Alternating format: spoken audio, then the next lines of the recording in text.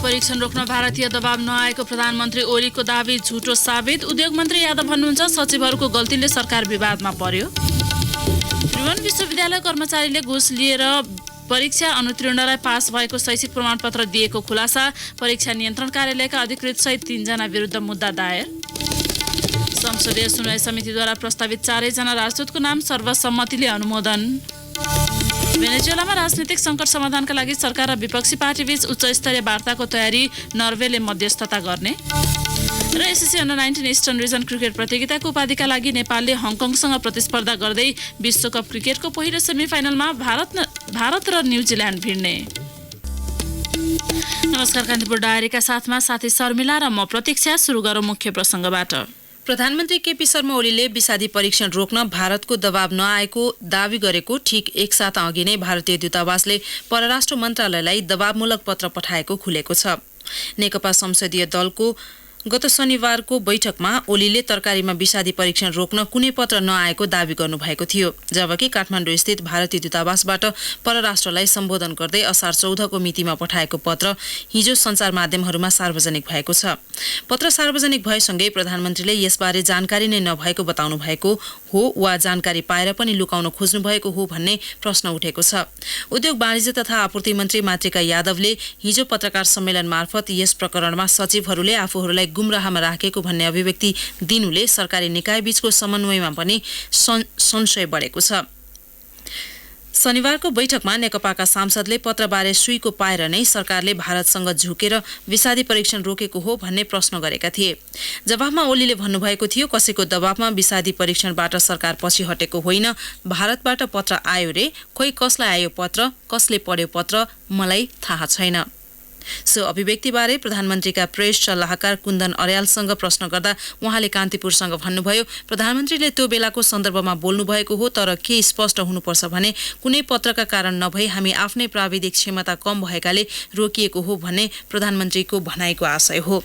सरकारले असार 2 मा राजपत्रमा सूचना प्रकाशन गरेपछि नाकाहरूमा विषादी परीक्षण सुरु भएको थियो। सो कदमले भारतीय व्यवसायीलाई अप्ठ्यारो परेपछि असार 14 मा भारतीय दूतावासले परराष्ट्र मन्त्रालयलाई पत्र पठाएको हो। यसैबीच उद्योग तथा वाणिज्य मन्त्री मातृका यादवले सचिवहरूले गल्ती गर्दा सरकार विवादमा परेको दावी गर्नुभएको छ। मन्त्रालयले हिजो आयोजना गरेको पत्रकार सम्मेलनमा मन्त्री यादवले सचिवहरूले आफूलाई गुमराहमा राख्दा गलत निर्णय गर्न पुगेको बताउनुभयो। उहाँले भन्नुभयो सचिवहरूमाथि भर पर्दा सरकार विवादमा पर्यो, मन्त्रीलाई गुमराहमा राख्न भएन, मन्त्रीसँग सबै फाइल हेर्ने समय हुँदैन। उहाँले सचिवहरूले गुमराहमा राखेका कारण गलत निर्णय लिन पुगेको बताउँदै त्यसको जिम्मेवारी आफूले लिने बताउनुभयो। त्यसका लागि उहाँले माफी समेत माग्नुभयो। उहाँले भन्नुभयो हामीसँग केन्द्रमा एउटा मात्रै ल्याब रहेछ, त्यसले दिएको रिपोर्ट पनि भरपर्दो रहेनछ। सचिवहरूलाई यो कुरा थाहा थियो, थाहा भएको कुरा त मन्त्रीलाई बताउनु पर्यो नि। उहाँले प्रधानमन्त्री कार्यालयका सचिव, वाणिज्य सचिव तथा कृषि सचिवको गल्ती रहेको बताउनु भएको थियो। टलक्क टल्किने र ताजा देखिने तरकारी सबैको रोजाइमा पर्छ, तर यस्तै तरकारीमा विषादीको मात्रा बढी हुन सक्ने विज्ञहरूको भनाइ छ। बरु अलिअलि किरा लागेको मध्यम आकारको बाङ्गो टिङ्गो सामान्य चमक भएको तरकारीमा कम विषादी हुन सक्छ। बेमौसमीको दाँजोमा मौसमी तरकारी र फलफूलमा विषादी कम हुन्छ। नेपाल कृषि अनुसन्धान परिषद बागवानीका अनुसन्धान महाशाखाका प्रमुख ईश्वरी प्रसाद गौतमका अनुसार बेमौसमी तरकारी फलफूलमा धेरै किरा लाग्ने भएकाले किसानले अत्यधिक विषादी हालेका हुन्छन्। उहाँले भन्नुभयो तरकारी किनेर ल्याएपछि 1-2 दिन फ्रिज वा चिसो ठाउँमा राखेपछि उपयोग गर्नु राम्रो हुन्छ। बेमौसमी कृषि उत्पादन सम्भव भए नखाऊ, खानै परे नुन पानीमा आधा घण्टा डुबाएर सफा पानीमा पखालेर खाऊ। राष्ट्रिय सभाले विनियोजन विधेयक 2076 पारित गरेको छ। मन्त्रालयगत रूपमा खर्च गर्न सकिने विनियोजित बजेट सो विधेयकमा समेटिएको हुन्छ। प्रतिनिधि सभाले बजेट सम्बन्धी सबै विधेयक यसअघि नै पारित गरिसकेको छ। बजेट सम्बन्धी विभिन्न विधेयक मध्ये विनियोजन विधेयक महत्त्वपूर्ण मानिन्छ। सांसदले उठाएका प्रश्नमा विषयगत मन्त्रीहरूले जवाफ दिएपछि सो विधेयक सत्तापक्षीय सांसदको बहुमतबाट पारित भएको हो। हिजोको बैठकमा 8 मन्त्रीले जवाफ दिएका थिए। बजेट सम्बन्धी अन्य विधेयक, आर्थिक विधेयक, राष्ट्र ऋण उठाउने विधेयक, ऋण तथा जमानत विधेयकमाथि विचार गरियोस् भन्ने प्रस्तावलाई राष्ट्रिय सभाले स्वीकृति प्रदान गरेको छ। ती विधेयकमाथिको छलफल भने बाँकी छ। राष्ट्रिय सभाको अर्को बैठक असार 24 गते बस्दैछ। यसैबीच जवाफ दिने क्रममा उद्योग वाणिज्य तथा आपूर्ति मन्त्री मातृका यादव सांसदमाथि नै खनिनु भएको छ। भारतबाट आयातित तरकारी तथा खाद्यान्न सामग्रीमा विषादी परीक्षण रोकिएको प्रसङ्गमा सांसदले उठाएको प्रश्नको जवाफ दिने क्रममा उहाँले प्रश्नकर्ता सांसदलाई नै आक्षेप लगाउनुभयो। उहाँले सत्ता र प्रतिपक्ष दुवै थरी सांसदलाई आरोपित गर्नुभयो। विपक्षीलाई लक्ष्य गर्दै उहाँले भन्नुभयो, लामो समय सत्तामा बसेर केही गर्न नसकेकाहरूको अर्कै फुर्ती छ। सत्तापक्षकै सांसदलाई पनि उहाँले हचुवाको भरमा नबोल्न आग्रह गर्नुभयो। राम्रो मनसायले नै विषादी खाना हुँदैन भनेर परीक्षणको निर्णय गरिएको, तर कृषि मन्त्रालयसँग परीक्षण जाँच्ने क्षमता नभएको भेटिएपछि पूर्ववत अवस्थामा फर्किनु परेको उहाँको दाबी छ। उहाँले भन्नुभयो, कृषि मन्त्रालयसँग त्यो क्षमता रहेनछ भने नबुझिकनै अगाडि बढाउनु मेरो कमजोरी भयो। राम्रो काम गर्न खोज्नुलाई कसैले अपराध बुझ्छ भने मेरो भन्नु केही छैन। सीमामा खाद्य वस्तु रोकिँदा आफैले नाकाबन्दी गरेको अवस्थामा पुगिएको भन्दै त्यसले मूल्यवृद्धि हुने लगायत अवस्था निम्ति आएपछि थप प्रयोगशाला स्थापना नगर्दासम्म मात्रै निर्णयबाट पछि हट्नु परेको उहाँको भनाइ छ। यस्तै ऊर्जा, जलस्रोत तथा सिँचाइ मन्त्री वर्षमान पुनले आगामी 10 वर्षमा बिजुली उत्पादन 15,000 मेगावाट पुर्याउने लक्ष्य लिएको बताउनु भएको छ। फर्पिङ जलविद्युत आयोजना सुरु भएको 108 वर्षमा 1300 मेगावाट उत्पादन भइरहेको उहाँले जानकारी दिनुभयो। राष्ट्रिय सभामा उहाँले यस वर्ष 197 मेगावाट सिस्टममा जोडिएको र आगामी वर्ष 1000 भन्दा बढी मेगावाट सिस्टममा जोडिने बताउनुभयो। त्रिभुवन विश्वविद्यालय परीक्षा नियन्त्रण कार्यालय पनिका बल्खुका अधिकृत रामबहादुर कर्माचार्यले घुस लिएर परीक्षामा अनुत्तीर्ण परीक्षार्थीलाई समेत पास भएको शैक्षिक प्रमाणपत्र जारी गरेको पाइएको छ। घुस लिए परीक्षा नतिजा फेरबदल गरेको आरोपमा अख्तियार दुरुपयोग अनुसन्धान आयोगले कर्माचार्य विरुद्ध हिजो मुद्दा चलाएको छ।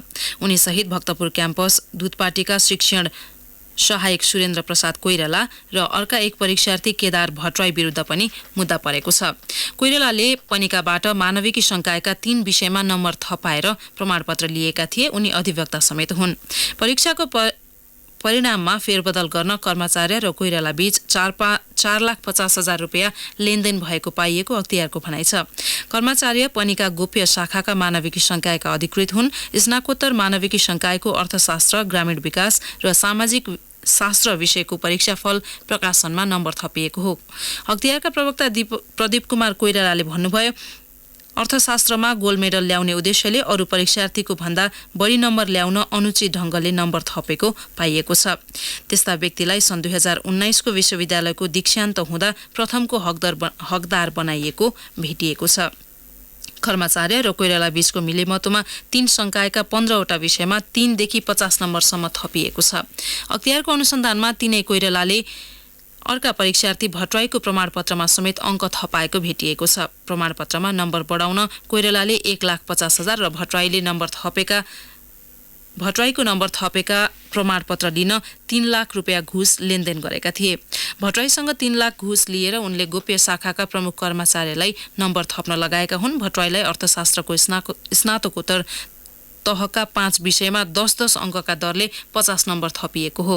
भट्टराईसँग लिएको रकम कोइरालाले कर्मचारीलाई दिएर नम्बर थपाएको अख्तियारले जनाएको छ। भट्टराई बानेश्वर बहुमुखी क्याम्पसका प्रशासन अधिकृत रहेका छन्।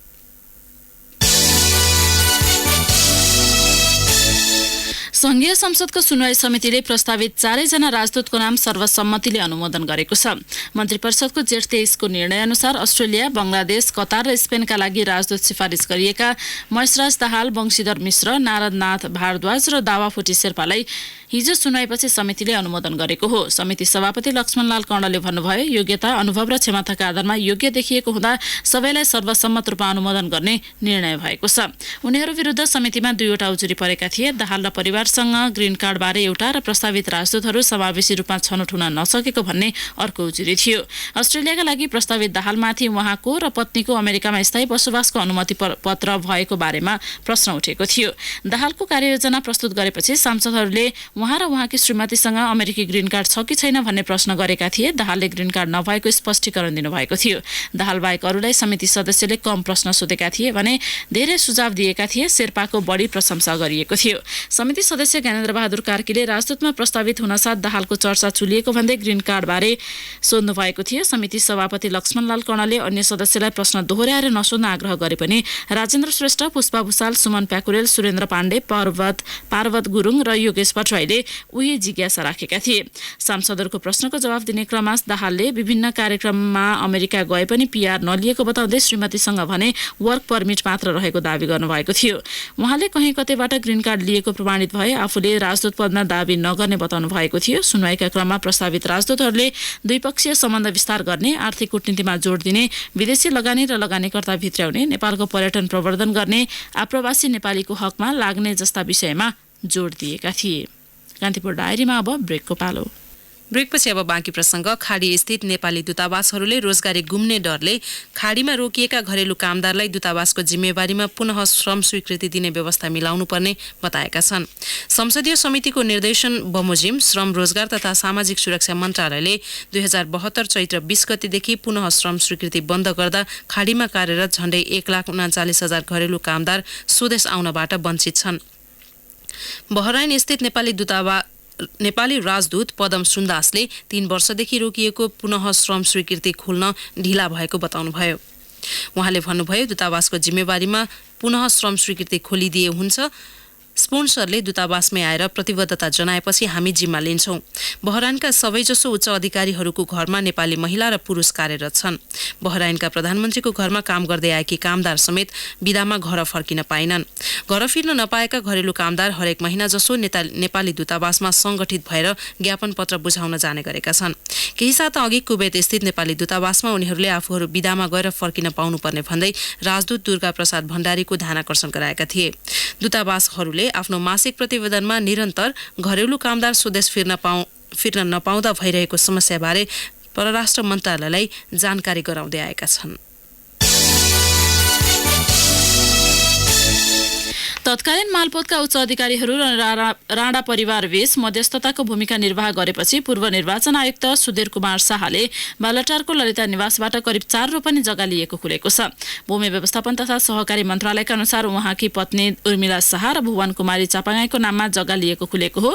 चापागाई गृह मन्त्रालयका अवकाश प्राप्त अधिकारी गेहनाथ भण्डारीकी पत्नी हुन्। दुवै गृह मन्त्रालयका पुराना कर्मचारी समूहका हुन्। मन्त्रालय स्रोतका अनुसार हालैको बकसपत्र मार्फत भक्तपुरको मालपोत कार्यालयका तत्कालीन प्रमुख शाहका साथ गृह मन्त्रालय छँदा भण्डारीले समेत पत्नीका नाममा जग्गा लिएको खुलेको छ। दुवैले 4 रोपनी 2 पैसा जग्गा बकस पाएका थिए। नेपाल सरकारका नामबाट शैलजा हेमन र हाटक राणाका नाममा आएको 5 दिनपछि नै बकस पत्र मार्फत जग्गाको स्वामित्व हस्तान्तरण भएको थियो। संरक्षणमा विश्वमै ख्याति कमाएको सामुदायिक वन चौतर्फी करको मारमा पर्ने भएको छ। सामुदायिक वनका अधिकार कटौती गर्ने गरी संघीय सरकारले वन विधेयक अघि बढाइरहेका बेला प्रदेश र स्थानीय सरकारले करको दायरा बढाएर कानून बनाउन लागेका छन्। साल र खैर बिक्रीमा संघीय सरकारलाई 15% कर, आयकर बापत 25% र भ्याट बापत 13% तिर्दै आएका सामुदायिक वन उपभोक्ता समूहले अब तीनै तहका सरकारलाई 37% कर तिर्नुपर्ने गरी कानून बनाउन लागेको हो। प्रदेश 3को उद्योग, पर्यटन तथा वन तथा वातावरण मन्त्रालयले समूहभन्दा बाहिर बिक्री वितरण गरिएको वन पैदावार बिक्रीबाट प्राप्त भएको 25% सेवा शुल्क बापत प्रदेश सञ्चित कोषमा जम्मा गर्नुपर्ने गरी विधेयक अघि बढाएको छ। समूहभित्र खपत भएको वन पैदावार बिक्रीबाट प्राप्त रकमको 2% सेवा शुल्क बापत कोषमा जम्मा गर्नुपर्ने प्रस्ताव विधेयकमा छ। चिकित्सा शिक्षा जाँचबुझ आयोगले दोषी ठहर गरेका डाक्टर नीलमणि उपाध्याय सहित 6 जनाले चिकित्सा शिक्षा आयोगको उपाध्यक्षका लागि आवेदन दिएका छन्। सिफारिस समितिका अनुसार उपाध्यक्ष सहित doctor Shrikrishna Giri, doctor Pramod Shah, doctor Paras Pokharel, doctor Ramesh Singh र नीलम्बर झाले आवेदन दिएका हुन्। गिरी चिकित्सा विज्ञान राष्ट्रिय प्रतिष्ठानका पूर्व रेक्टर हुन्। समितिले दरखास्त दिएका योग्य मध्ये 3 जनाको नाम नियुक्तिका लागि सरकार समक्ष सिफारिस गर्नेछ। तीमध्ये 1 आयोगको उपाध्यक्ष नियुक्त हुने प्रावधान रहेको छ। सरकारले सगरमाथा लगायत 414 हिमाल आरोहणमा प्रतिबन्ध नलगाएको बताएको छ। स्वदेशी विदेशी सञ्चार माध्यममा आगामी सिजनदेखि नेपालका हिमाल आरोहणमा प्रतिबन्ध लगाइएको हल्ला चलेपछि हिजो पर्यटन विभागले त्यसको खण्डन गरेको हो। त्यस्ता समाचारमा सत्यता नभएको उसको भनाइ छ। हल्ला अत्यधिक भएपछि खण्डन गर्नु परेको विभागकी निर्देशक मीरा आचार्यले बताउनुभयो। विभागको होटल तथा पर्वतारोहण शाखा प्रमुख आचार्यले कान्तिपुरसँग भन्नुभयो, आगामी सिजनदेखि सगरमाथा लगायत 414 हिमाल आरोहणमा नेपालले प्रतिबन्ध लगाएको हल्ला अत्यधिक सुनियो। हामीसँग पनि धेरै सरोकार राख्नेहरूबाट सोधखोज हुन थालेकाले आधिकारिक धारणा सार्वजनिक गर्न बाध्य भयौं। काभ्रे जिल्ला अदालतले बाल यौन दुराचारका आरोपित क्यानेडियन नागरिक पिटर डगल्सलाई 9 वर्ष कैद सजाय र 2 पीडित बालकलाई जनै 5 लाख रुपियाँ क्षतिपूर्ति दिनुपर्ने फैसला गरेको छ। अदालतले 295 कोड नाम भएका बालकको हकमा 9 वर्ष कैद र 294 कोड भएका बालकको हकमा 7 वर्ष कैद सजाय सुनाएको हो। एउटै मुद्दाका 2 पीडितको हकमा भएको सजायका विधा पिटरले 9 वर्ष कैद सजाय भुक्तान गर्नेछन्।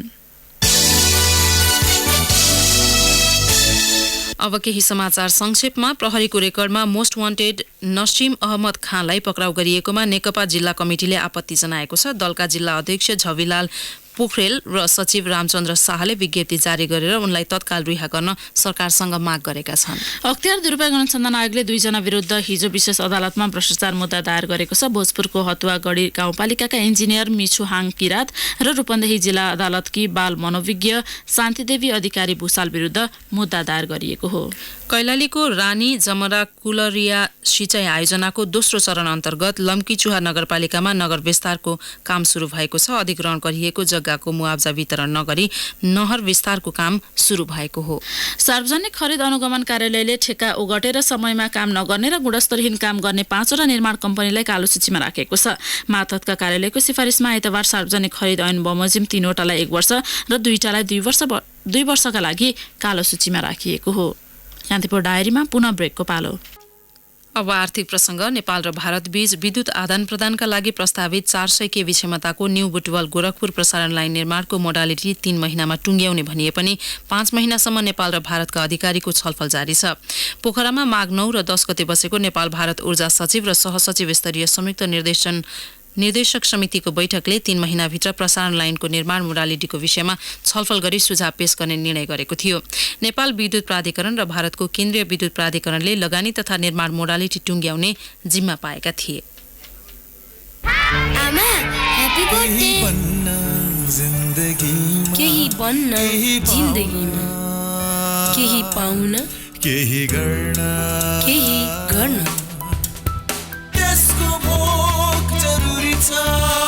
समाजबाट अपराधको चक्रलाई खत्तम गर्ने मेरो भोकले आज मलाई हजारौं जेल तथा सडकका बालबालिकाहरूको आमा बनाएको छ। तपाईको भोक के हो? प्रीति तयारी चाउचाउ। भोक जरुरी छ। अब अन्तर्राष्ट्रिय प्रसङ्ग। मुलुकको राजनीतिक सङ्कट समाधान गर्ने उद्देश्यले भेनेजुएला सरकार र विपक्षी पार्टीबीच यसै साता वार्ता हुने भएको छ। स्वतन्त्र टापु बारबाडोसमा हुने द्विपक्षीय वार्तामा नर्वेको विदेश मन्त्रालयले मध्यस्थता गर्ने बीबीसीले उल्लेख गरेको छ। यद्यपि वार्ताको मिति यकिन छैन र यसबारेको बाँकी जानकारी कसले दिने भन्ने समेत तय भएको छैन। यसअघि ओस्लोमा भएको द्विपक्षीय वार्ता सम्झौता बिना टुङ्गिएको थियो। सरकारमा विपक्षीको भूमिकाको कदर नभएको र दमन भएको भन्दै गत जनवरीदेखि द्विपक्षीय बीच सम्बन्ध तनावपूर्ण बनेको छ। अब खेल प्रसङ्ग। मलेसियामा जारी ACC under 19 eastern region cricket प्रतियोगिताको उपाधिका लागि नेपाल र हङकङ बीच प्रतिस्पर्धा हुँदैछ। किन्रारा ओभल क्रिकेट मैदानमा नेपाली समयअनुसार बिहान पौने 8 बजे सुरु हुने प्रतियोगितामा दुवै टोली उपाधि जित्ने लक्ष्यमा रहनेछन्। उपाधिको मुख्य दावादार मानिएका नेपाल र हङकङ बीच अव्वलताको परीक्षण पनि हुनेछ। सेमिफाइनलमा नेपालले आयोजक मलेसियालाई तथा हङकङले सिङ्गापुरलाई हराउँदै उपाधि यात्रा तय गरेका हुन्। प्रतियोगितामा सहभागी कमजोर टोलीमाथि शानदार जित निकालेका दुवै टोली एक अर्का विरुद्ध संयमित प्रदर्शन गर्दै उपाधि हत्याउने योजनामा रहेका छन्। अब आईसीसी विश्वकप विशेष। ICC cricket world cup 2019 special. Brought to you by IME Pay। जे पे गर्दा पनि IME Pay। IME Pay भए चाहियो के? नमस्कार, विश्वकप क्रिकेट 2019 स्पेशलमा यहाँलाई स्वागत छ। आज हामी विश्वकप क्रिकेटको पहिलो सेमिफाइनलमा प्रतिस्पर्धा गर्न लागेका इन्डिया र न्युजिल्यान्ड बीचको खेलको विश्लेषण सहित उपस्थित भएका छौं। इङ्ल्यान्डमा जारी आईसीसी एक दिवसीय विश्वकप क्रिकेटको पहिलो सेमी फाइनलमा आज इन्डिया र न्युजिल्यान्ड बीच प्रतिस्पर्धा हुँदैछ। चौथो पटक फाइनल पुग्ने योजनामा रहेको इन्डिया किविज टोलीलाई त्यसको शिकार बनाउन चाहन्छ। उच्च फर्ममा रहेको इन्डिया त्यसको दावेदार पनि हो। तर जारी विश्वकपको सुरुवातमा सनसनीपूर्ण प्रदर्शन गरेको न्युजिल्यान्डको चुनौती उसका लागि सहज भने पक्कै हुने छैन। अघिल्लो संस्करणमा फाइनलसम्मको यात्रा तय गरे पनि उपाधिको भोको रहेको किविज टोली यसपटक भने त्यसलाई पूरा गर्ने योजनाका साथ इङ्ल्यान्ड पुगेको हो। यी दुई राष्ट्रबीच समूह चरणमा भएको भेटमा वर्षा बाधक बन्दा दुवै टोलीले अङ्क बाँडेका थिए। त्यसबाहेकका पछिल्ला 4 भेटमा 3 खेलमा इन्डिया विजयी भएको छ भने 1 खेल मात्र न्युजिल्यान्डको पक्षमा गएको छ। कीर्तिमानी ब्याट्सम्यान रोहित शर्मासँगै लोकेश राहुल, विराट कोहली, महेन्द्र सिंह धोनीको फर्म न्युजिल्यान्डका लागि टाउको दुखाइ बन्ने निश्चित छ। बलिङ र ब्याटिङमा जुनसुकै बेला चम्कन सक्ने हार्दिक पाण्ड्या, केदार जादवको भूमिकाले पनि चुनौती थप बढाएको छ। बलिङमा पनि अब्बल देखिएका जसप्रीत बुमराह, युजवेन्द्र चाहल, कुलदीप यादव र मोहम्मद सामीको गति रोक्न किविज ब्याट्सम्यानलाई ठूलै सङ्घर्ष आवश्यक छ।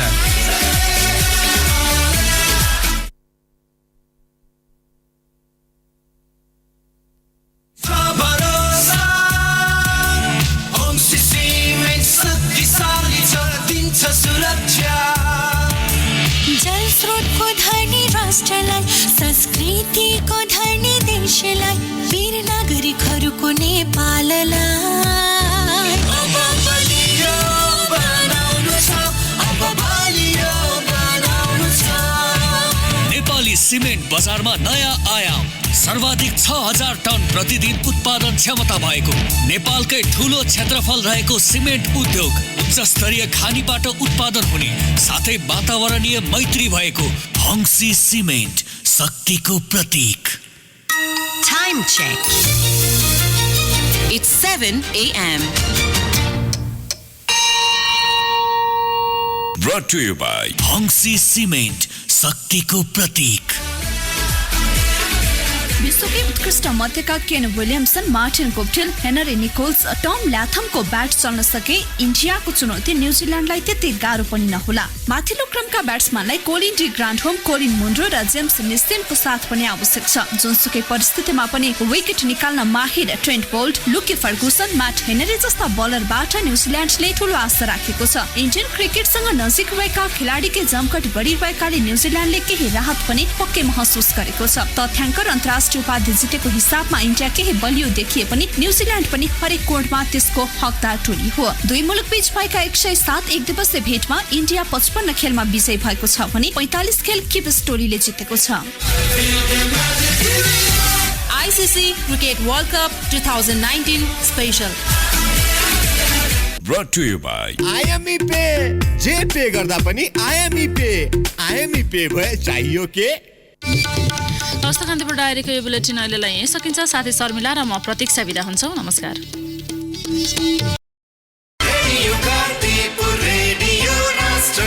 सूचना र मनोरञ्जनको संवाहक रेडियो राष्ट्रको रेडियो कान्तिपुर।